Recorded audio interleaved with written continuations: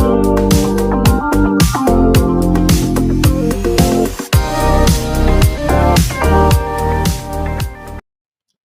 semua, salam sejahtera Malaysia.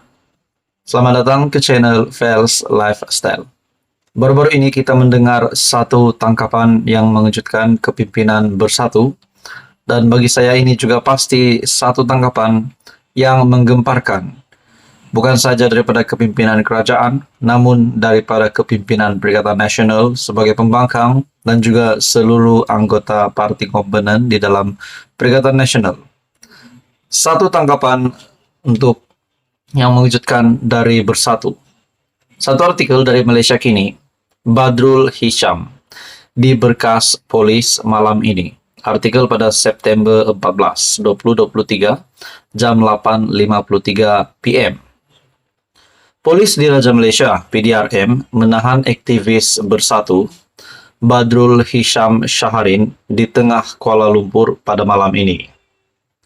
Penahanan Badrul Hisham yang lebih dikenali dengan panggilan Ceh Gubad disahkan Ketua Pemuda PN Ahmad Fadli Syari kepada Malaysia Kini. Difahamkan penahanan itu dibuat di luar bangunan Ibu Pejabat PAS di Jalan Raja Laut. Penangkapan Badrul Hisham itu dibuat menjelang Himpunan Selamatkan Malaysia yang dijadwal berlangsung pada Sabtu ini. Bagaimanapun, Ahmad Fadli mendakwa ia tiada kaitan dengan rancangan kumpulan pembangkang berhimpun pada Sabtu ini yang juga merupakan sambutan Hari Malaysia. Tak ada kaitan dengan himpunan, katanya kepada Malaysia Kini. Sementara itu, Pengarah Jabatan Siasatan Jenayah Bukit Aman, Muhammad Syuhaili Muhammad Zain, berkata, Badrul Hisham ditahan kerana gagal memberi kerjasama kepada siasatan polis dalam 6 kes berasingan. Katanya, PDRM sudah memanggil Badrul Hisham beberapa kali untuk membantu siasatan, selain mengeluarkan notis mengikut Seksyen 111 Kanun Prosedur Jenayah. Beliau terima notis tersebut tetapi menyatakan keengganan untuk hadir. Justru pihak saya tak ada pilihan lain selain keluarkan waran tangkap, katanya semasa memberikan sidang media di Ibu Pejabat Polis Dang Wangi malam ini.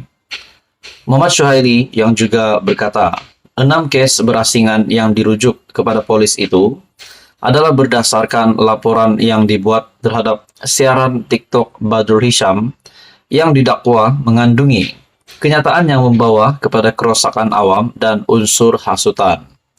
Antara lain, katanya, Badrul Hisham mempersoalkan dakwaan double standard kerajaan dalam menangani isu berkaitan kaum, agama dan raja-raja Melayu. Terdapat banyak unsur fitnah dalam kenyataannya, kata Muhammad Syuhaili. Ditanya sama ada polis akan mendapatkan perintah reman terhadap Badrul Hisham, Muhammad Syuhaili berkata, PDRM akan melakukan yang terbaik untuk menyelesaikan soal siasat mereka dalam tempo 24 jam pertama selepas penahanan kira-kira jam 8 malam tadi. Nah, bagi saya ini satu lagi tangkapan yang pasti mengejutkan bersatu, disebabkan ini adalah salah satu kepimpinan bersatu ataupun aktivis dari bersatu, yaitu Badrul Hisham. Saudara-saudara, menurut Anda apa komen Anda berkaitan dengan perkara ini? Teruskan bersama di dalam channel ini untuk info yang seterusnya. Mohon bantu channel ini dengan menekan butang like. Anda juga dipersilakan untuk bantu channel ini dengan menekan butang subscribe. Halo semua, salam sejahtera Malaysia. Tuan-tuan dan puan, masih lagi hangat sehingga hari ini berkaitan dengan keputusan muda ataupun Presiden muda Syed Saddiq yang telah sah menarik sokongan terhadap kerajaan perpaduan. Akhirnya banyak kabar angin, banyak spekulasi yang dibuat. Adakah Syed Saddiq akan mengosongkan kerusi ahli parlimen Muar? Adakah Adun Muda juga akan mengosongkan kerusi?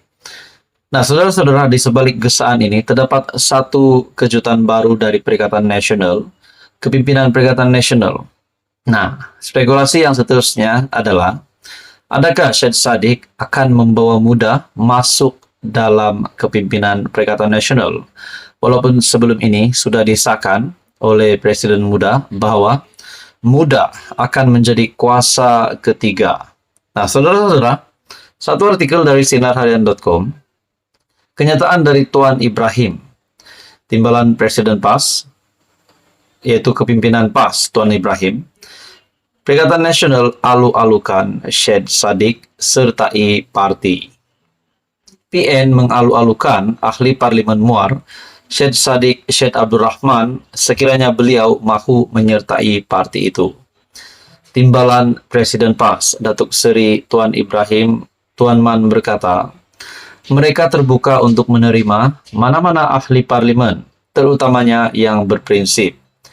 Jadi prinsip kami, kita mengalu-alukan ahli parlimen untuk bersama dalam PN dan perkara prinsip keadilan, isu besar negara. Soal dia nak duduk di posisi mana-mana, itu hak masing-masing. Bukan makna bila kita duduk dalam kerajaan, kita tidak boleh kemukakan ketegasan kita.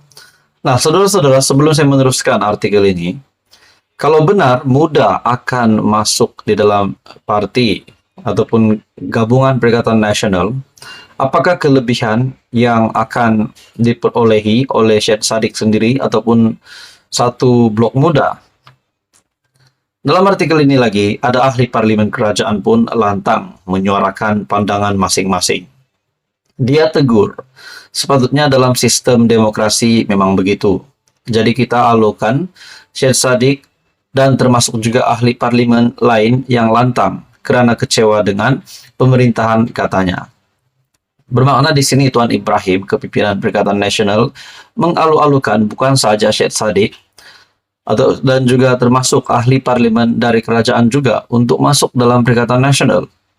Persoalannya, sekiranya mereka ingin masuk dalam Perikatan Nasional, melompat parti dari Kerajaan Perpaduan, dari Pakatan Harapan, tidak kira dari PH, dari UMNO, ingin masuk dalam PN, sudah pasti mereka perlu mengosongkan kerusi dan mereka masuk dalam Perikatan Nasional bukan lagi sebagai ahli parlimen. Disebabkan RUU ataupun Akta Anti Lompat Parti. Dalam artikel ini lagi, ketika ditanya adakah PN menawarkan kedudukan kepada beliau, ahli parlimen Kubang Kerian itu menegaskan tiada tawaran diberikan kepada Syed Saddiq. Buat masa ini dia bebas. Kita tidak tawarkan apa-apa.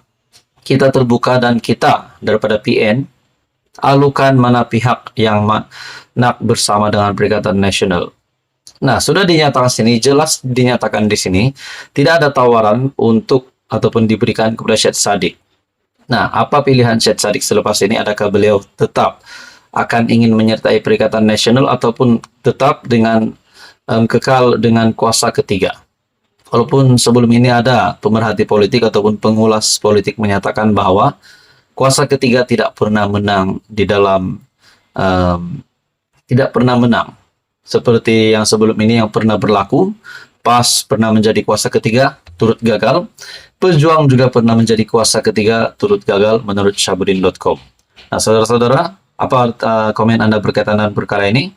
Akhirnya, PN mengalu-alukan Syed Saddiq untuk menyertai parti, kata Tuan Ibrahim.